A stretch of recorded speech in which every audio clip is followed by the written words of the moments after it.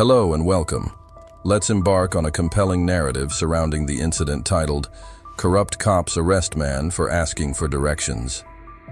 In this gripping account, we delve into the unfortunate encounter involving Mr. Hines, a globe-trotting YouTuber seeking information at Bethany, Missouri's City Hall.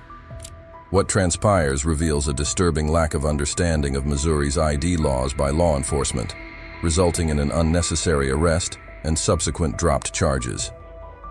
Join us in exploring this unsettling episode where Mr. Hines, despite his nomadic lifestyle, adeptly defends his rights while facing baseless accusations.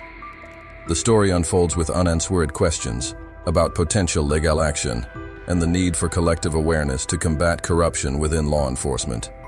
Subscribe, like, and share to unravel the details and contribute to the ongoing dialogue for justice and safety. Released on November 2nd, 2021, the video documents the experience of Travis Hines, a globe-trotting YouTuber and avid urban camper who visited Bethany, Missouri's City Hall to inquire about local parking conditions. Yeah, I'm having difficulty with the parking. What do you mean parking? Where's the sections for the 2 hours? Because I'm a little confused. I was going to choose some spots around the library. I want to go to the library, but there's these 2 hour parking spots. And does anybody ever have problems with parking around here? No. Oh, okay. Well, I feel very unique in that matter because I'm really I'm really confused. Can you direct me to the person I need to talk to about the parking situation? Well, if you have a problem with the Yep. parking situation, Yeah, because I don't know. Cause I'm parked right in front of City Hall. I can tell you. Is that a problem with the 2 hour parking in front of City Hall? I don't know where you keep coming up with this 2 hour parking. I saw 2 signs. Dude, you need me to show you a picture of that? No. Like Are that? you pranking me right now, or are you really serious? I don't I'm think. just asking. I get the impression you don't realize how bad the streets are and the parking is. Then you're not really Where are really. you from? Expressing concerns about parking signs near the library, Mr. Hines found himself in a legal predicament involving law enforcement.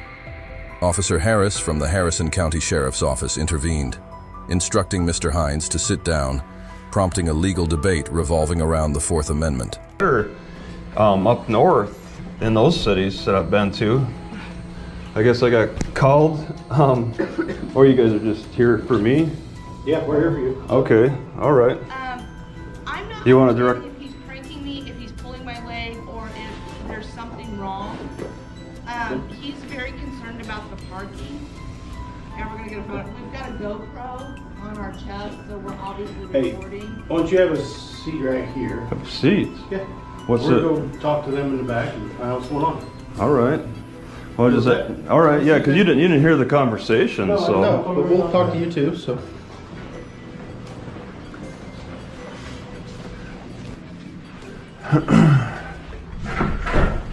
All right. Well, I'm the one that they called the cops on. I guess they buzzed the cops on, and I parked right out here, and I was asking about the parking situation. Apparently, we can park across the street. Because I mean, Right there? you know about the 2 hour signs, right? The 2 hour limits. Are you blocking me from exiting? I'm Is trying to it- figure out why I'm being called. Okay. Well, I guess you want to talk to. Yeah. All right. Fine. Have a seat for me. You want to talk to the. Have a seat for me. What's the problem? What's the I'm crime? just trying to figure out what's going on. Have a Well, seat for me. I've been sitting in my car for all morning. I just want to. Okay.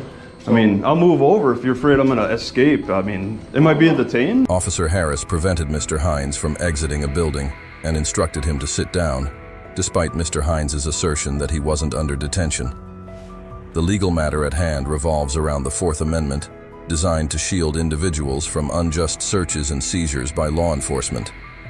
Past Supreme Court rulings, such as Terry v. Ohio and California v. Hodari D., have clarified that not every encounter with the police qualifies as a seizure.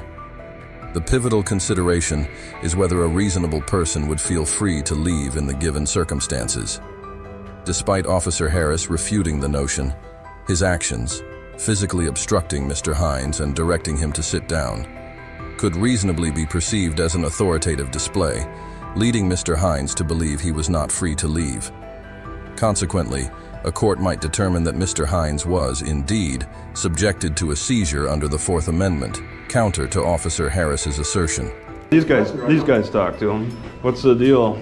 We're just trying to figure out what your concern is. Okay, so she gave her side, and you got a full scope of what she said. No, I'm asking you what your concern is. What are your... No, are you satisfied with her story, I guess? I guess, yeah. Okay, well, yeah, so you understand where she's coming from, and my side is I'm interested in finding a good parking spot. Okay. There's 2 lots right here. You're looking for on square. Yeah, and if we could walk out there, I mean, I'll show you where I'm parked. But where were you parked? Yeah, I'll show you. Just show me right here. Am I being detained for a crime? We're trying to figure out what's Well, going then on. it'd probably be easier to point from the closer area to this parking where I'm at and where I can park outside. You guys prefer to talk inside? Yeah, it's outside. Hold outside. Oh, it's because, okay, well, that's reasonable. We're not sure what your concern is. This is a 2-hour parking. I'll get a ticket for 2-hour parking. You know what? Get a ticket for 2-hour parking. Okay, so I guess I didn't ask the question directly. Will I get a ticket for parking longer than 2 hours? The answer is no. Okay, well then that settles it. All right. Do you have your What- driver's license on your What's driver's license? what is it? So I can identify you. Make sure you don't have any warrants. Well, I mean, first we have to establish a crime. No, I don't. Yeah, Making contact with you is good enough. I've been Yeah, that's called fine. here. And you I've can been make called here. contact. Hey, I've been called here to make Harris? contact with you. Okay. Officer Harris. Well, who's the caller? If you're failing, they are. Well, no, they were the buzzer. They buzzed, If right? you are failing to identify yourself to me and not give me your ID, Yeah. I will take you to jail. If you want to... Missouri possesses such a law, but it doesn't compel individuals to adhere to an officer's request for identification. It is crucial to emphasize that, in specific situations, a mere 911 call might be sufficient to apprehend and identify someone in states where presenting ID upon an officer's request is mandated under reasonable suspicion of criminal activity. This was affirmed by the Supreme Court in the 2014 case of Navarrete versus California, asserting that information obtained from a 911 call can instill reasonable suspicion if the call is deemed reliable enough for the officer, with trust in the information conveyed. You want to charge me with a crime? No, If you don't identify yourself, we want to identify you. Well, I don't. Where's your I'm sorry, but I have to enforce my Fourth Amendment rights. So Okay. Well, I don't understand. you have the right to If you identify think yourself to me. if you so think where's your ID? if you think your prosecutor's gonna back you up on that, they want to follow through on this charge. We'll see how those arguments go. They tend not to go too well in your favor. Okay. Just doing this. Well, What, a charge of what? Do you not want to give me your driver's license? Well, do you want to give me your driver's license? I don't have to give you my driver's Well, license. I don't understand why you can't give Because I'm me. making contact with you. I'm making contact with you. I'm going to run And to make these sure two. there's no warrants. Are you asking ID Sir, for your own curiosity, no, we're- or for the betterment of the We were called over here because there was someone that was irate. irate? City Hall. Okay. The reason we're asking for your ID is because a crime has been committed. We're not Oh. trying to charge you with one. Well, if you think you want to follow through on charging me with a crime, I mean, see what your prosecutor, your city prosecutor would want to, go through. So here's the question: is why don't you identify yourself? We'll all move on. Well, why don't we establish the crime? And we got a Fourth Amendment here. We got to get through here. All right. And I mean, there's steps to take with that. If you want to fully charge me with the crime, then I guess you have to arrest me, and follow through on that. The sheriff's office contends that Mr. Hines engaged in criminal activity due to his purportedly irate conduct, yet they have not explicitly detailed the specific offense he is being accused of. The crucial legal inquiry revolves around whether Mr. Hines indeed violated any laws in Missouri. Despite the potential concern of being irate in certain circumstances, there appears to be no violation of specific Missouri laws in this instance. The statutes associated with disturbing the peace and harassment seem inapplicable, as Mr. Hines did not engage in loud noises, offensive language, threats, or physical altercations. Furthermore, there is no evidence to suggest intentional infliction of emotional distress. Moreover, even if Mr. Hines expressed his concerns in a manner causing some distress, he is shielded by the First Amendment when expressing grievances about the parking situation. Therefore, based on the provided information, it appears that the accusations against Mr. Hines may lack a legal foundation. You think that's what your city prosecutor is going to support you on? I mean, this is a contact thing. I was just asking about parking. This would be laughed out of court, Harris. But if you want to follow through. Yeah. Are you failing to give me your ID? Are you failing to give me your ID? Are you failing to give me your ID? Okay, I'm willing to exchange IDs. Face the wall. All right. Put your phone down. All right. Mr. Hines declined to provide his ID to Officer Harris, resulting in an arrest for second-degree harassment and peace disturbance. However, the charges were subsequently dropped. The Bethany officers mishandled a straightforward situation, displaying a lack of understanding of Missouri's ID laws and needlessly escalating it into an arrest. Instead of providing assistance, they baselessly accused Mr. Hines. Despite leading a nomadic lifestyle, Mr. Hines adeptly managed the situation, maintaining a respectful demeanor while questioning the officers. His frequent interactions with law enforcement, driven by his choice to park in public lots, involve consistently defending his rights without violating the law. Whether he will pursue legal action remains uncertain. Let's collectively make a difference. Subscribe, like, and share the video to disseminate the message about corruption within law enforcement. By raising community awareness and resisting unethical behavior, we can contribute to positive change in defending justice and safety. Hello everyone and welcome to our channel. Today we explore another distressing case that unfolded in North Carolina, a state known for its rich musical heritage and indigenous Cherokee population. Positioned in the conservative northern part of the southern Atlantic states, North Carolina typically enjoys a reputation for tranquility, distinguished from its southern counterpart South Carolina by its relative lack of crime. When North Carolina does hit national headlines, it's often due to natural occurrences such as snowstorms, tornadoes, and severe thunderstorms, with coastal areas facing tropical storms, flooding, and wildlife-related dangers like wildfires and landslides. However, on April 10, 2019, the state witnessed a different kind of storm, instigated by 17-year-old Tristan Boras. In Deep Gap, North Carolina, Tristan, a teenager from a devout family, perpetrated a horrific act, violently taking the lives of his loved ones. Emergency services received a chilling call from a young woman reporting blood in her home and 3 missing family members, her parents and younger brother. Responding promptly, police officers discovered blood traces leading to the house and a trail inside, eventually finding a man's lifeless body under a hammock with multiple stab wounds. Later that night, the family's pickup truck was found concealed in the woods, the woman's body covered, and bags of mulch strategically placed. Tristan's father, Jeffrey Boras, born on April 16, 1975, served as the pastor of the conservative Post-Bible Fellowship Church, a Protestant movement rooted in Mennonite traditions. Tristan's upbringing was deeply influenced by the significance of personal piety and a constant sense of being under God's watchful eye. His upbringing was characterized by serious Bible study, moral instruction, and a rejection of entertainment, laughter, and colorful clothing. Virtues such as charity, missionary work, love for enemies, and renunciation of violence were central tenets of the Boras family's values instilled by Jeffrey, who himself grew up as the son of Pastor Harry Boras, embodying kindness, love, and patience in his character. As a young man, he ventured into the workforce with a summer job at the Big Surf Water Park on Lake of the Ozarks in Missouri. On his first day, fate led him to encounter a charming and meek girl named Tanya Mae Trandum. Tanya, similar in age and upbringing to Jeffrey, hailed from a family where Christian values held paramount importance. Sharing common views, Tanya envisioned Jeffrey as her ideal future husband and a caring father.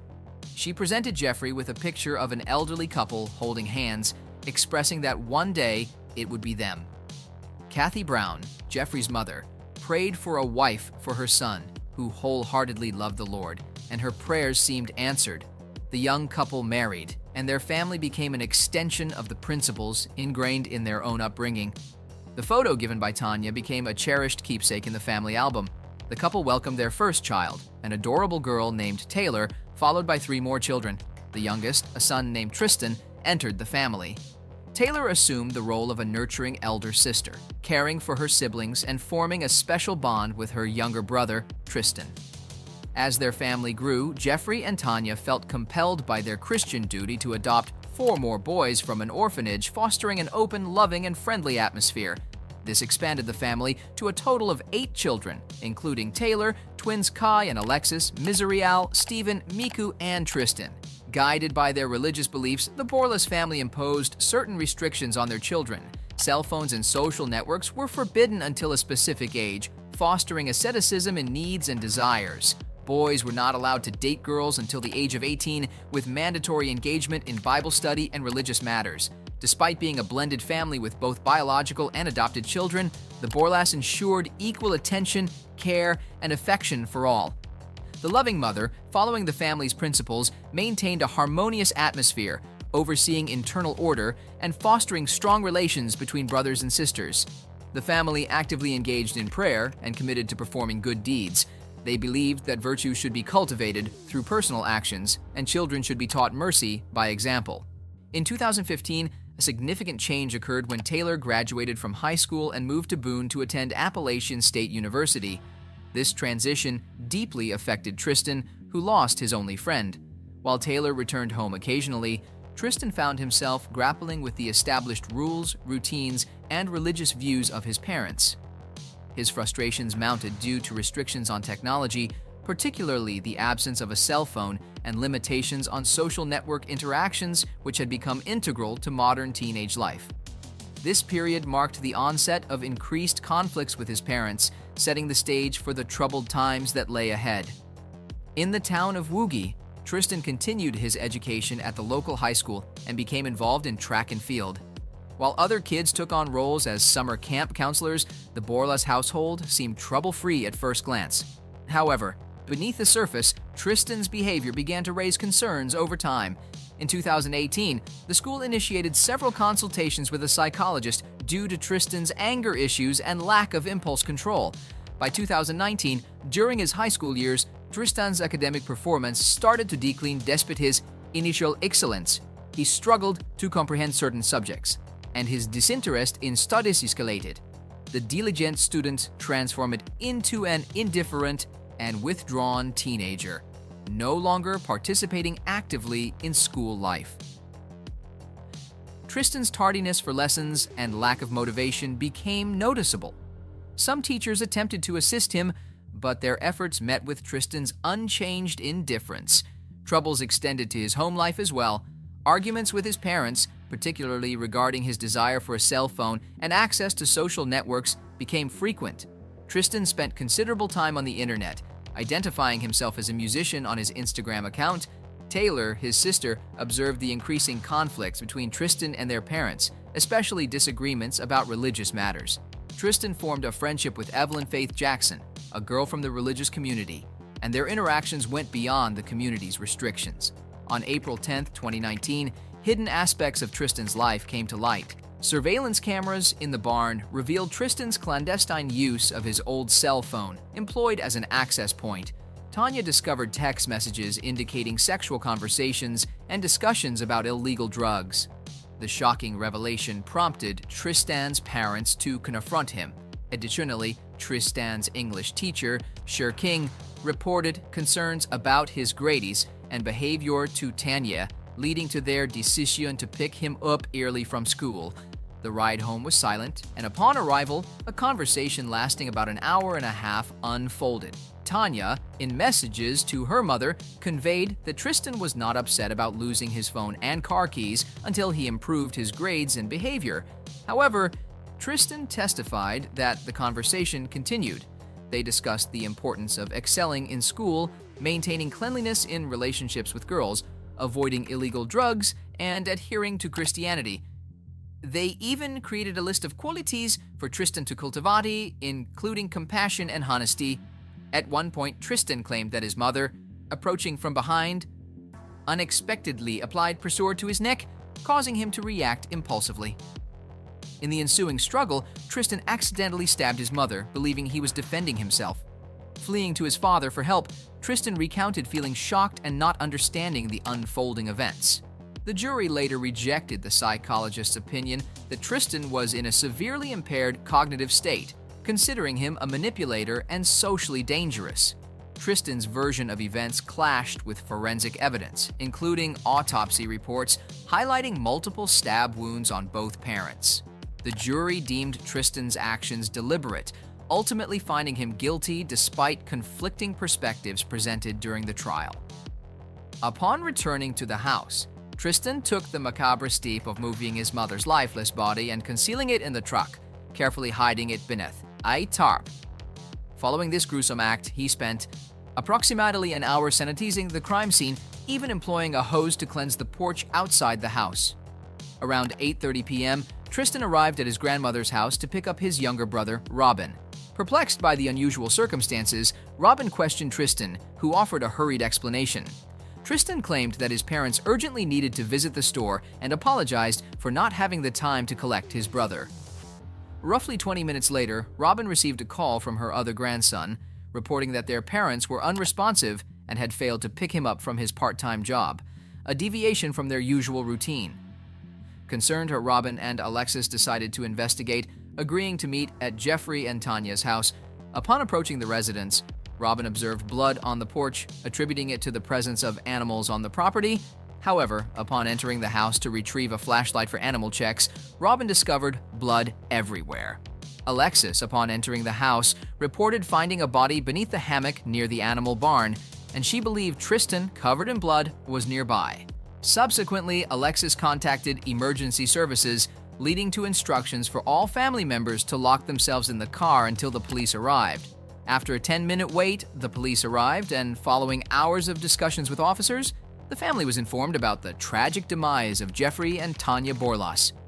During the examination of the crime scene, detectives identified a computer interface connecting the home's video surveillance system to monitors. Requesting a warrant to access the credentials from the system's servicing company, detectives scrutinized the camera footage to unveil the circumstances of the crime. Detectives then obtained a warrant for Tristan's arrest and relayed details about the vehicle he allegedly drove to the National Crime Information Center, initiating a search and subsequent chase. Meanwhile, Tristan contacted his girlfriend Evelyn and visited her home.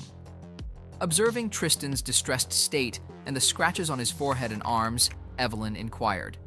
Tristan assured her that he had only argued with his parents and received the scratches while playing with his dog. Evelyn later described the injuries as 3 scratches on his forehead, a wound on his hand, a cut on his finger, and a bruised fingernail.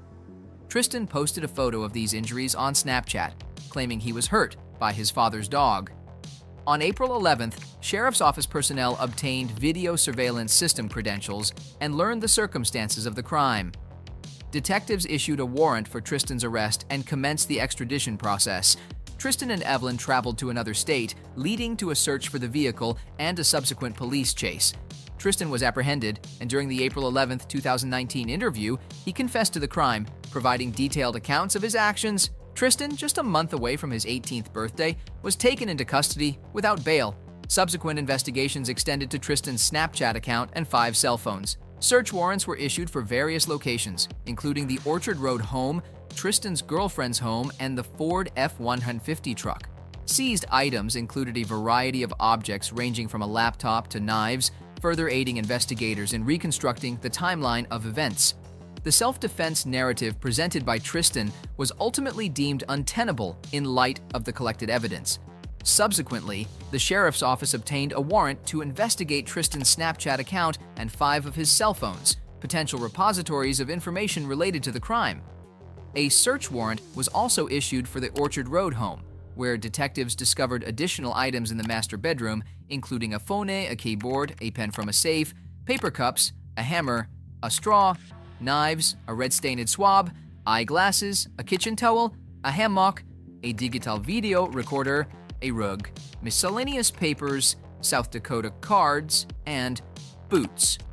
Court documents indicate that a search warrant was also granted for the Ford F-150 truck, leading to the seizure of a red-stained swab, a laptop, a computer charger, and a steering wheel cover. Furthermore, a warrant was issued to search Tristan's girlfriend's home in Boone, where a pillowcase, a zippered sweatshirt, and a notebook were seized from the property. The results of these investigations and searches played a crucial role in helping investigators reconstruct the chronology of events down to the smallest details. The self-defense narrative presented by Tristan was scrutinized and ultimately deemed untenable in light of the evidence collected. Following these tragic events, funeral services for the couple were held on April 17, 2019, at the Bible Fellowship Church. Pastors William C.R. and Brad Gray officiated the ceremony. Despite the profound loss, the children, grappling with the premature departure of their parents, found the strength to pen a poignant obituary. Expressing their deep grief, the children acknowledged their parents' unwavering dedication to family and their impact on the world. They vowed to continue their parents' legacy by passionately loving people and pursuing the teachings of Jesus. Post-funeral, Taylor visited her brother Tristan in prison for the first time. However, the encounter was disheartening, as Tristan appeared unrepentant and attempted to shift blame onto the family for the tragedy.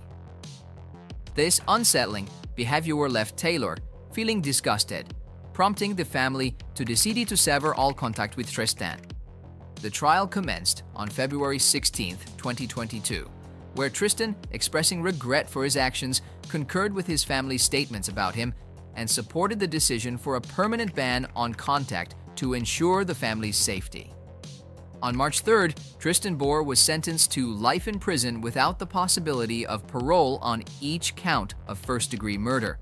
While acknowledging mental health as a mitigating factor, the judge emphasized that Tristan's anxiety and depression, though exacerbated by drug use, did not excuse the severity of his actions.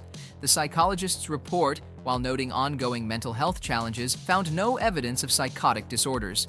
Remarkably, throughout the court proceedings, neither Tristan's family, his lawyer, nor Tristan himself provided any statements regarding the motives that led to the crime. The narrative remains complex, a religious family grappling with a socially dangerous individual entangled in drug use, struggling with self-hatred, low self-esteem, and mental health challenges.